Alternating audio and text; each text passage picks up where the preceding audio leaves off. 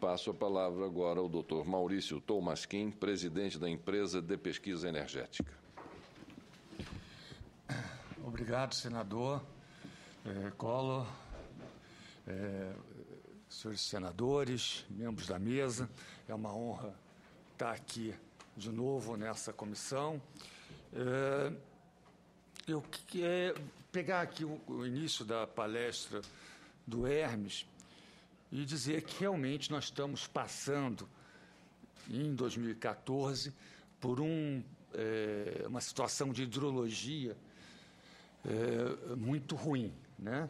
Talvez seja, se nós considerarmos o Sudeste, Centro-Oeste e o Nordeste junto, a pior hidrologia dos últimos 80 anos.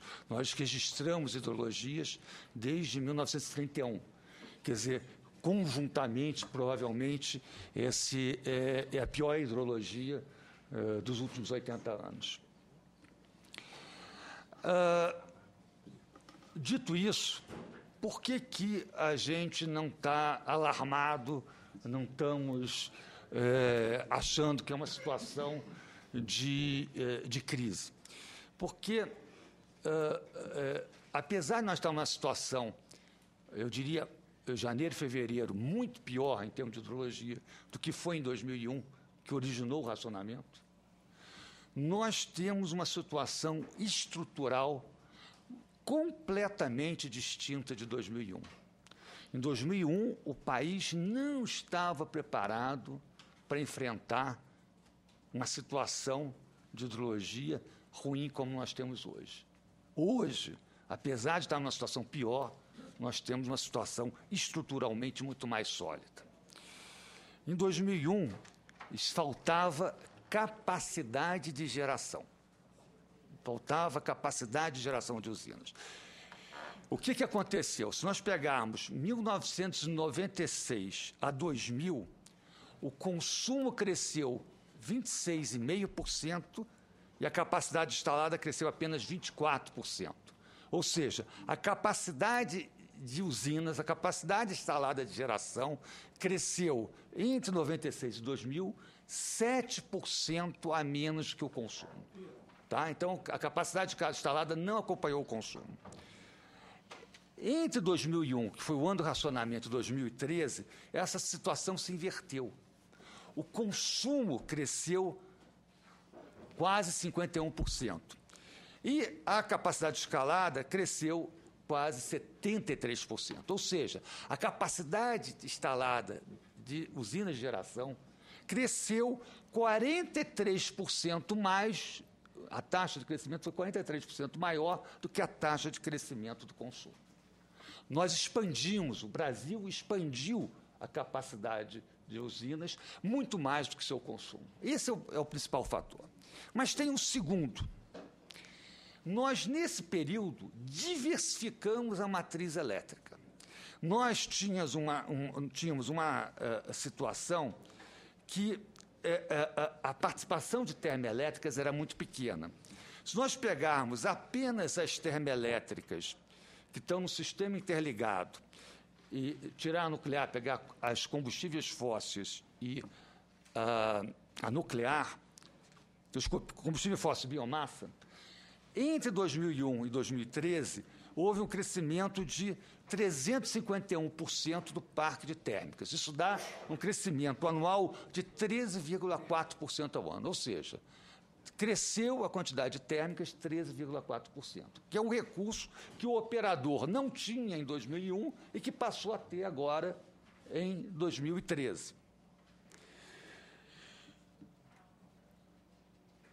Para se ter uma ideia, as térmicas no sistema interligado nacional, tá? Estou tirando os dados, são um pouco diferentes do que foram apresentados, porque lá estava apresentado o Brasil, estou pegando aqui só o SIM, só o Sistema Interligado Nacional, representavam 10% do parque, da capacidade instalada de energia elétrica em 2001.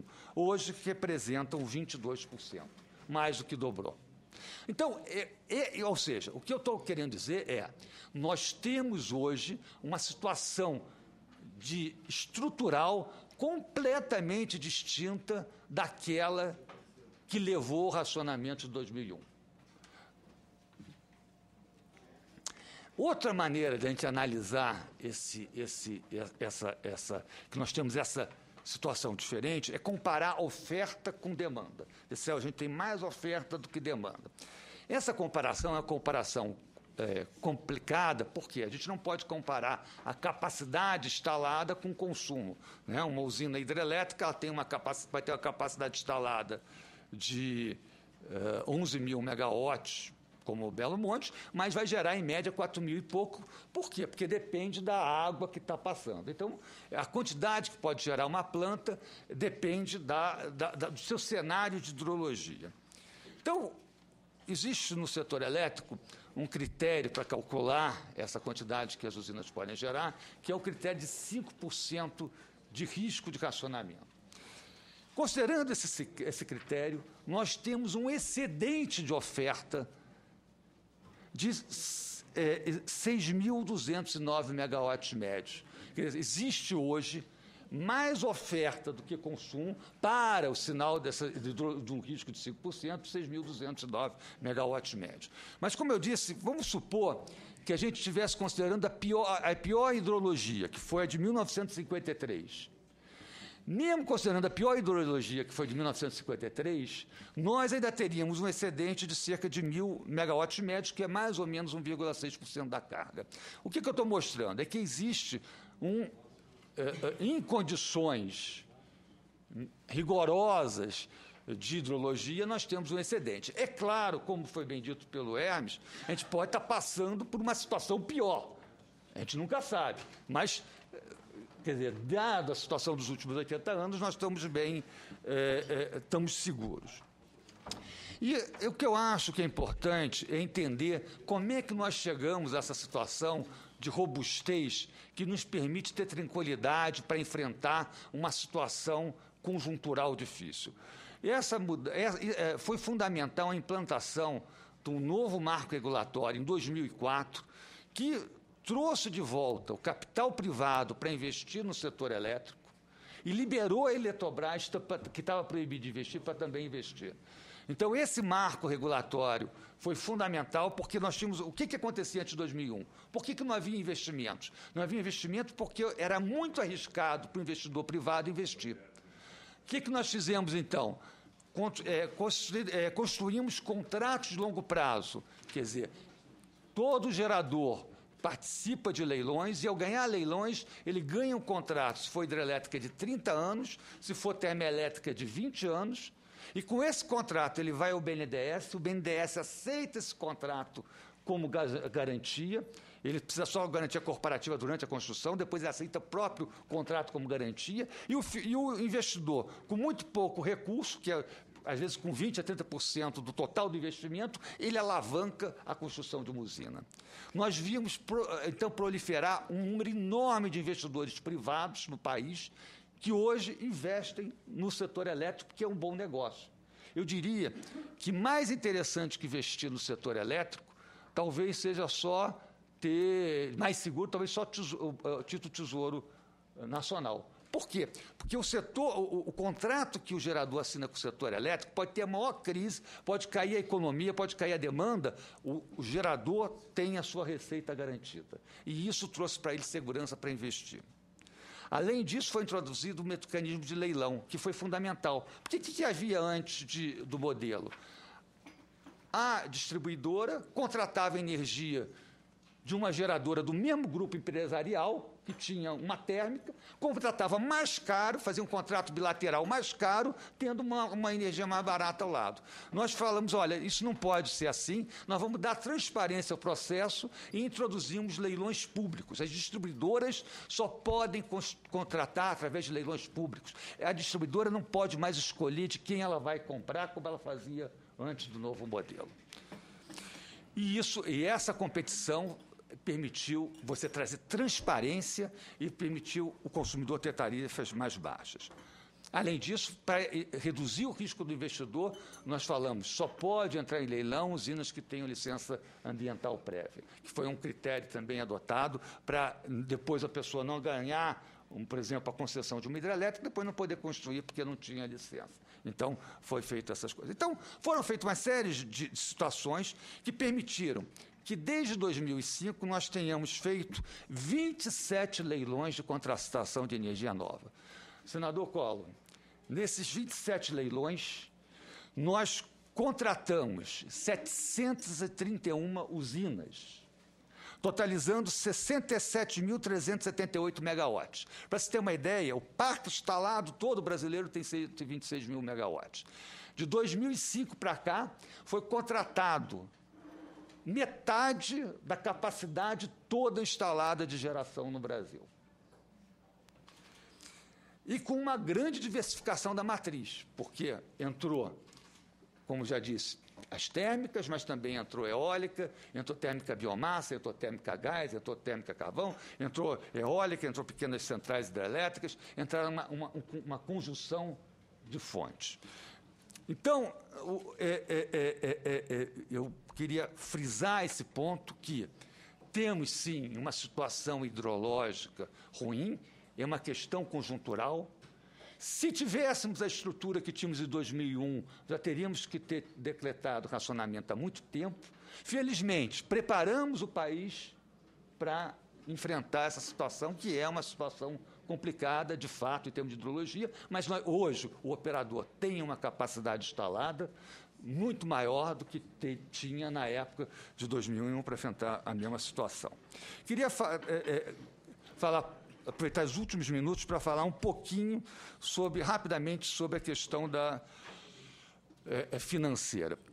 Realmente, o Cláudio tem razão. Hoje, se nós não temos, vamos dizer, a questão de segurança está sob controle, nós temos uma questão de custos financeiros, que é o custo das térmicas que têm que ser acionadas, é o custo da descontratação de algumas distribuidoras.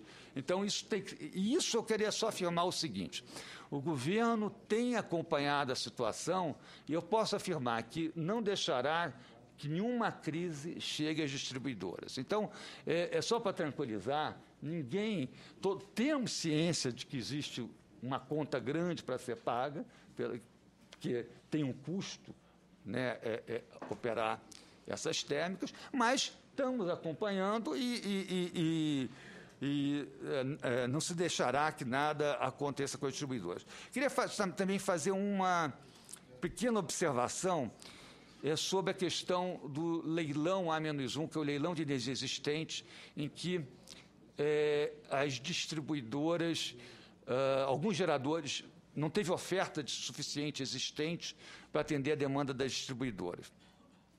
Já saiu na imprensa, em várias colunas, etc., e foi repetido aqui um pouco pelo Cláudio, uma ideia de que o preço que foi colocado para o leilão foi um preço baixo.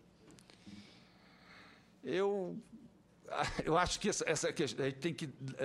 eu queria dar o seguinte dado: a energia existente que estava contratada pelas distribuidoras estava contratada a R$ 100 o megawatt-hora. Antes do leilão, o Ministério solicitou ao Operador Nacional Sistema que, naquele momento, fizesse a previsão, com os dados que ele tinha no momento de hidrologia, qual era a perspectiva do custo marginal de operação, que é o que forma o preço no mercado de spot. Naquela época, naquele momento, o Operador Nacional Sistema deu a melhor estimativa, que era R$ 183 o megawatt-hora. A energia está contratada a 100. Apesar disso, como nós sabíamos da importância, o Ministério sabia da importância dessa contratação, resolveu, em vez de dar os 183, dar 5% acima no teto e botou R$ 192 por megawatt-hora. Ou seja, naquele momento, uma energia que estava sendo contratada a 100, foi proposto recontratá-la a R$ 192 por megawatt-hora, que é 5% acima da expectativa que se tinha, a melhor expectativa que se tinha na época. É claro, em janeiro e fevereiro aconteceu uma hidrologia inesperada, muito ruim, e os preços foram muito mais altos que isso. Mas isso ninguém tinha bola de cristal para saber naquela época. É claro que eu fico imaginando, naquela época, se a gente tivesse colocado o preço a 400, o Ministério, no caso, 400, R$ 500, tivesse tido uma chuva em janeiro e fevereiro, o preço spot estivesse lá embaixo e o governo tivesse que justificar como é que contratou a 400, 500 reais uma energia que estava a 100 e que no mercado spot estaria muito barata. Então, se a situação fosse ao contrário, a gente costuma dizer que isso é questão de engenheiro de obra feita. Depois que a questão está pronta, aí, bom, vamos então, podia ter sido melhor, podia. Naquele momento, foi tomado pelo Ministério, nós fomos consultados, a melhor decisão que podia ter com as informações que tinha na época. Quais eram as informações? A previsão que o operador podia fazer com os dados que ele tinha naquele momento. É claro que isso muda de hidrologia, esses dados são diferentes. Mas, então, eu queria aqui, só para encerrar, senador, deixar as minhas duas mensagens. Primeiro, temos, sim, um período de hidrologia muito ruim. Talvez janeiro e fevereiro tenha sido o pior dos últimos 80 anos. Felizmente, março está revertendo um pouco a situação, mas temos uma situação estrutural boa que nos permite enfrentar essa situação. E dois, realmente existe uma questão financeira que afeta as distribuidoras, mas o governo está atento e não deixará que haja qualquer risco para essas distribuidoras. Muito obrigado.